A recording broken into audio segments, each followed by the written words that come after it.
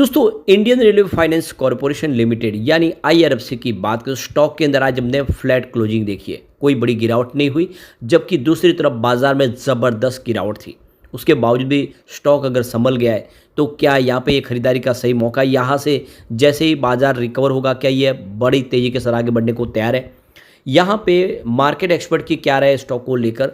Stock पिछले दिनों काफ़ी ज़बरदस्त दौड़ चुका है। अपनी पेयर कंपनियों की तुलना में इसने ज़बरदस्त रिटर्न भी दिया है, बड़ा मल्टीबैगर साबित हुआ है। लेकिन अब बजट के बाद क्या इसमें एक बड़ी तेज़ी की संभावना और बन रही है, या फिर बजट के पहले ही प्रॉफिट बुक कर लेनी चाहिए? यहाँ पे बहुत सारी बातें जिनके जवाब जानने की कोशिश करेंगे इस वीडियो के माध्यम से।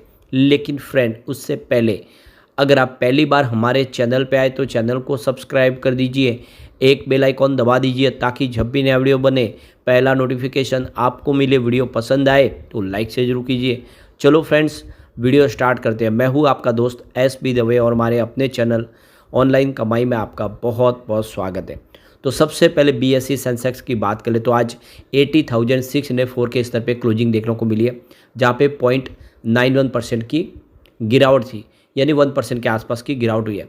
वैसे बाजार की शुरुआत सुबह अच्छी खासी हुई थी, लगभग आप देखो कि 200 पॉइंट की तेज़ी के साथ बाजार ने शुरुआत की, लेकिन तेज़ी रह नहीं पाई और गिरावट हो गई। तो इसके पीछे वजह है प्योरली प्रॉफिट बुकिंग।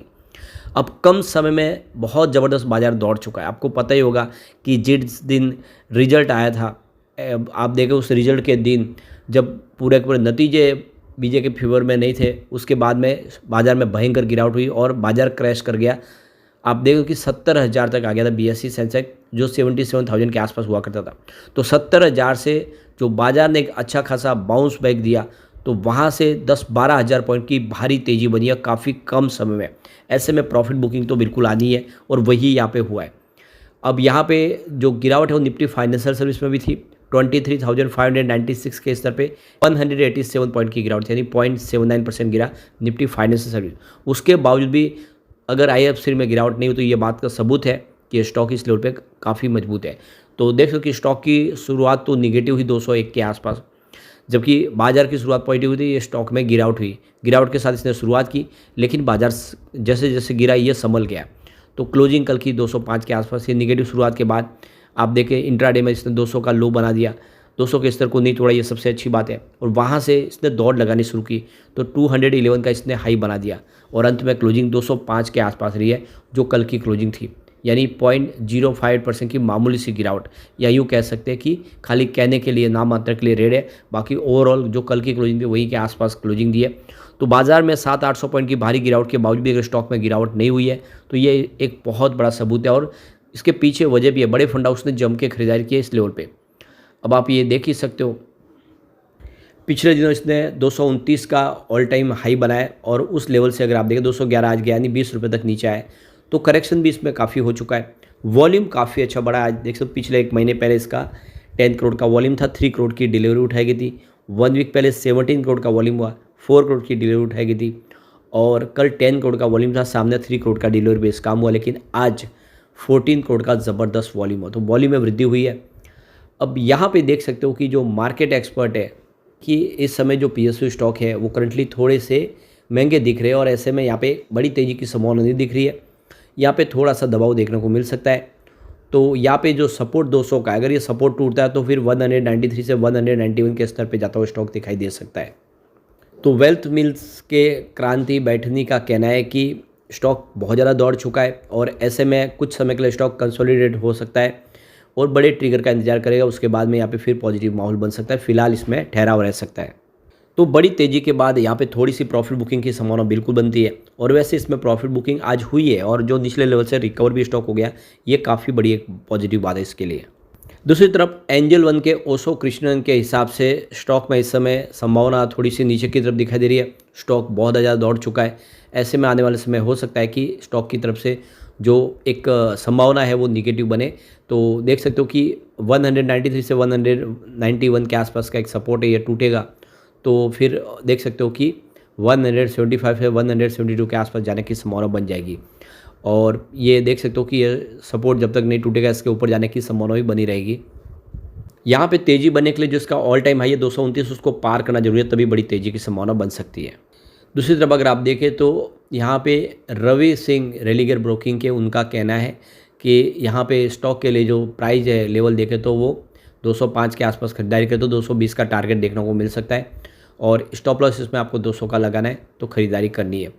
कुल मिला के देखिए तो ज़्यादा करके जो ब्रोकरेज हाउस है वो इस समय स्टॉक में थोड़ा सा का इंतज़ार कर रहे हैं कि इसमें अब एक तरह से कुछ बड़े ट्रिगर का इंतजार हो रहा है, उसके बाद में यहाँ पे एक तेज़ी बन सकती है। लेकिन जिस तरह से इसने आज एक बड़ा बाउंस बैक दिया है, जब सुबह शुरुआत हुई थी उस समय गिरावट के साथ हुई जबकि बाजार तेज़ था। जैसे जैसे बाजार गिरा ये स्टॉक ने दौड़ना शुरू किया, यानी जो गिरावट थी वो सारी थमी है, तो ये अच्छी बात है, यानी आने वाले इसमें संभावना यहाँ पे पॉजिटिव बन सकती है।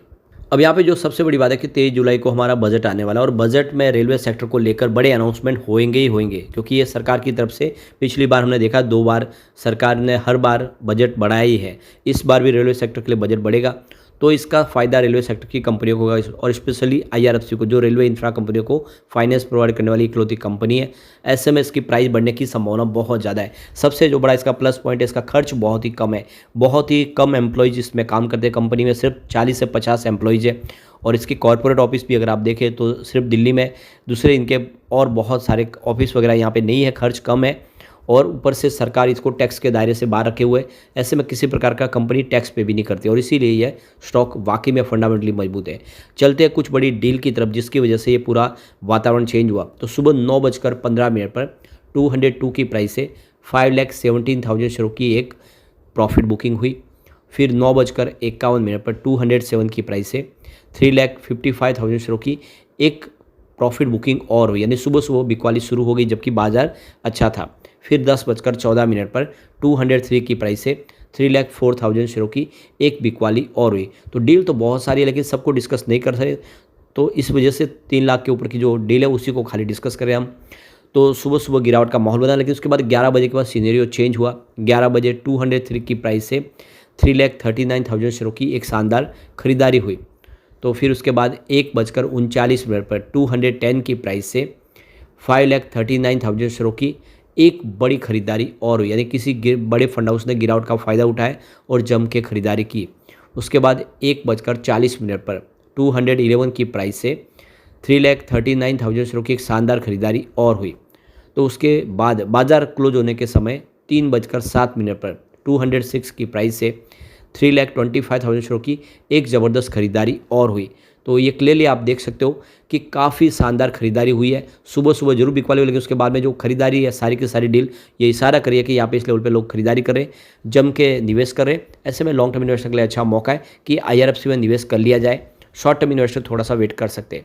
लेकिन फ्रेंड, कोई भी इन्वेस्टमेंट करने से पहले अपने फाइनेंशियल एडवाइजर्स बड़े ले लें या अपना खुद का रिसर्च करें, क्योंकि मैंने वीडियो आपके एजुकेशनल पर्पज़ के लिए ही बनाया। वीडियो पसंद आए तो लाइक से जरूर कीजिए और चैनल को सब्सक्राइब कर दीजिए। Thank you friends.